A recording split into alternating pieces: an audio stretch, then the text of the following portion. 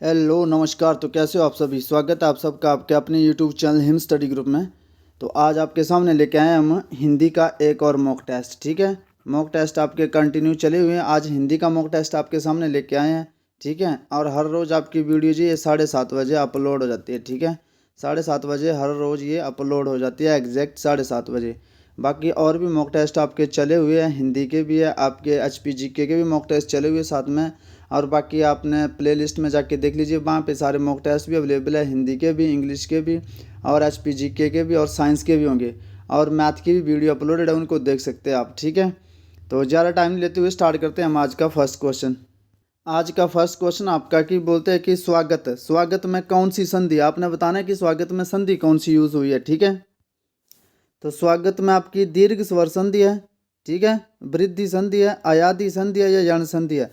तो आपको बताया कि जो भी अंतस्थ व्यंजन आ जाए, आपकी ट्रिक है ये। ठीक है, य र ल व, ये अंतस्थ व्यंजन आ जाए और इनसे पहले आपका आधा वर्ण आ जाए, आधा वर्ण आ जाए कोई भी, जैसे ऐसे आ गए त आ गया, ठीक है, ऐसे आ गया नव आ गया।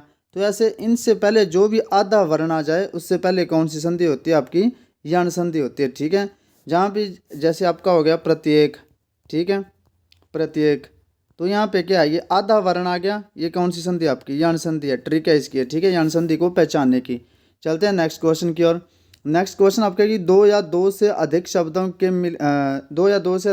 से मिलकर बने हुए सार्थक शब्द को क्या कहा जाता है।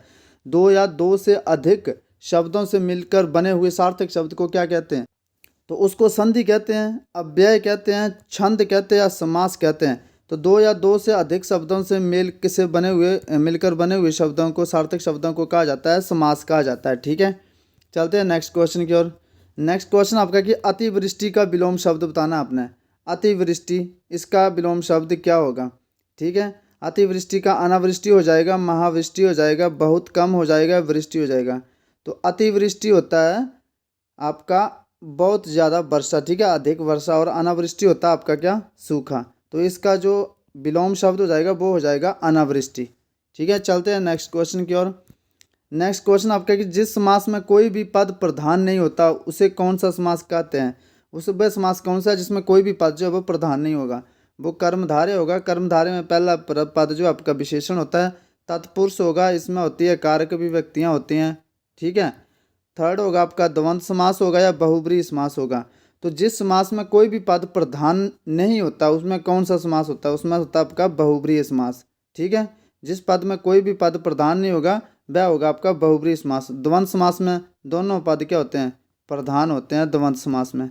ठीक है, चलते हैं नेक्स्ट क्वेश्चन की ओर। नेक्स्ट क्वेश्चन है कि निम्नलिखित में से कौन सी जातिवाचक संज्ञा कौन सी है। ये आपके पास ऑप्शन दे रखे हैं, आपने बताना है कि जातिवाचक संज्ञा कौन सी है। तो गंगा जातिवाचक है, घोड़ा, सभा, या बुढ़ापा। तो आपको पता होना चाहिए बुढ़ापा जो आपका ये क्या है, भाववाचक संज्ञा। भाववाचक संज्ञा आपकी क्या है, बुढ़ापा। बुढ़ापे को हम देख नहीं सकते, महसूस कर सकते हैं। सभा, सभा क्या है आपकी, समूहवाचक संज्ञा। सभा जो आपकी ये समूहवाचक संज्ञा है। ठीक है, अब क्या रहा आपके पास, घोड़ा और गंगा, दो ऑप्शन रहे। तो घोड़ा क्या आपका, घोड़ा जो आपकी ये जातिवाचक संज्ञा है। कैसे, जैसे आपका कोई होता है अरबी घोड़ा होता है, ठीक है, ऐसे घोड़े के नाम होते हैं, तो ये आपका जातिवाचक संज्ञा। और गंगा, गंगा किसी का नाम है, तो ये क्या आपकी, ये आपकी व्यक्तिवाचक संज्ञा है। ठीक है, संज्ञाओं को आपका नाउन का पूरा प्रॉपर ब्रीफ से पता होना चाहिए। चलते हैं नेक्स्ट क्वेश्चन की और इसका आंसर हो गया। तो उन्होंने बोला कि कौन सी जातिवाचक संज्ञा है, तो घोड़ा जो आपकी ये जातिवाचक संज्ञा है। ठीक है, चलते हैं नेक्स्ट क्वेश्चन की ओर। नेक्स्ट क्वेश्चन आपका कि सुख दुख में कौन सा समास है। सुख दुख में अपना समास बताना है। द्विगु समास है, अव्ययी भाव समास है, तत्पुरुष समास है, या द्वंद्व समास है। तो आपको पता है कि जो विलोम होते हैं एक दूसरे के, जैसे सुख दुख हो गया, ठीक है, सुख दुख हो गया, ठीक है, पाप पुण्य हो गया, पाप और पुण्य हो गया, ठीक है, दिन रात हो गया, दिन और रात हो गया। ये एक दूसरे के अपोजिट तौर है, आपस में दोनों पद इनके प्रधान होते हैं। दिन भी अपने आप में प्रधान शब्द और रात भी। तो जिसके दोनों पद प्रधान हो वो होता है आपका द्वंद्व समास। ठीक है, तो ये एक दूसरे के विलोम होंगे द्वंद्व समास में।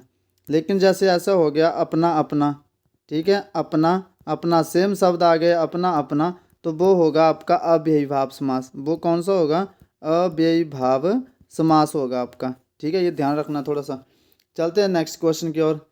नेक्स्ट क्वेश्चन आपका कि संविधान के किस भाग में हिंदी को भारत की राजभाषा कहा गया है। बोला कि संविधान के किस भाग में हिंदी को भारत की राजभाषा कहा गया है। तो भाग 34 में, भाग 18 में, भाग 17 में या भाग 10 में। तो आपको पता है कि जो हिंदी को राजभाषा रखा गया है वो आपका भाग 17 में। ठीक है, भाग 17 में हिंदी को उसमें रखा गया राजभाषा में। और अनुच्छेद कौन सा है, अनुच्छेद भी आप रखेंगे भाग 17 अनुच्छेद 343, अनुच्छेद 343 भाग 17 और अनुच्छेद 343 में हिंदी को क्या रखा गया है, राजभाषा कहा गया है। किसमें, भाग 17 अनुच्छेद 343 में हिंदी को राजभाषा कहा गया है। ठीक है, तो आंसर सी इसका राइट आंसर हो जाएगा। चलते हैं नेक्स्ट क्वेश्चन की ओर। बोलते हैं किस समास में दोनों पद मिलकर एक नए अर्थ को प्रकट करते हैं। ठीक है, किस समास में दोनों पद मिलकर एक नए अर्थ को प्रकट करते हैं। तो तत्पुरुष समास में, कर्मधारय में, बहुब्रीहि में या द्वंद्व समास में। तो आपको पता है कि बहुब्रीहि समास में, किसमें, बहुब्रीहि समास।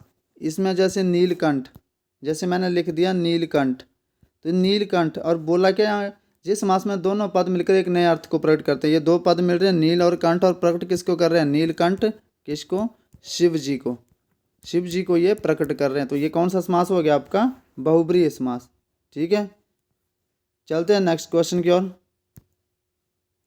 नेक्स्ट क्वेश्चन है कि अनुनासिक व्यंजन कौन से होते हैं आपके, अनुनासिक व्यंजन कौन से होते हैं। वर्ग का तृतीय अक्षर होंगे, वर्ग का प्रथम अक्षर होगा, वर्ग का द्वितीय अक्षर होगा या वर्ग का पंचम अक्षर। तो जो वर्ग का पंचम अक्षर होता है वो आपका होता है अनुनासिक। ठीक है, जो वर्ग का पंचम अक्षर होगा वो आपका अनुनासिक होगा। चलते हैं नेक्स्ट क्वेश्चन की ओर। नेक्स्ट क्वेश्चन आपका, ये क्वेश्चन रिपीट हो गया आपका, रिवीजन हो जाएगी आपकी। संविधान के किस भाग में हिंदी को भारत की राजभाषा कहा गया। तो भाग ये 17 में, अनुच्छेद 343 में हिंदी को भारत की राजभाषा कहा गया है। अच्छा, ये आपका आ गया अब अलंकार से। बोलते हैं कि जहाँ पर शब्दों की आवृत्ति बार बार होती है वहाँ कौन सा समास होता है।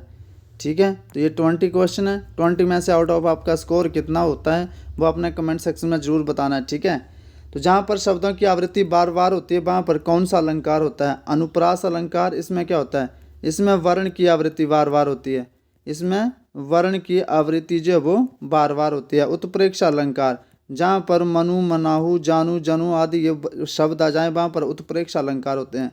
श्लेष अलंकार में क्या होता है, एक ही शब्द के बहुत सारे अर्थ होते हैं।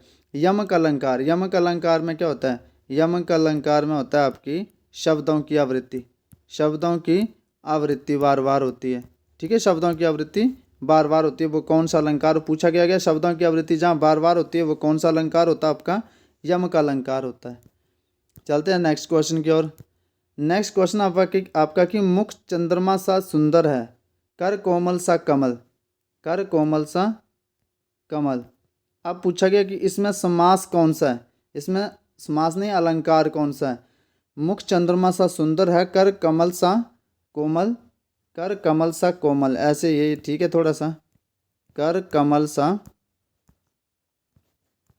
कर कमल सा कोमल, ये ऐसे है। ये वाला सेकंड जो आपका छंद है ये ऐसे है, जो पद है सेकंड वो ऐसा है, कर कमल सा कोमल, ये है। ठीक है, तो इसमें पूछा गया कि अलंकार कौन सा है। तो इसकी एक ट्रिक है, जहाँ पे भी सा आ जाए, ठीक है, सम आ जाए, सरिस आ जाए, ठीक है, सा सम सरिस और साथ में योजिक चिन्ह आ जाए, वो होता है आपका उपमा अलंकार। और उपमा अलंकार में क्या होता है, तुलना करी जाती है। मुख चंद्रमा सा सुंदर, मुख की तुलना करी जा रही है चंद्रमा से, मुख चंद्रमा सा सुंदर, कर कमल सा कोमल।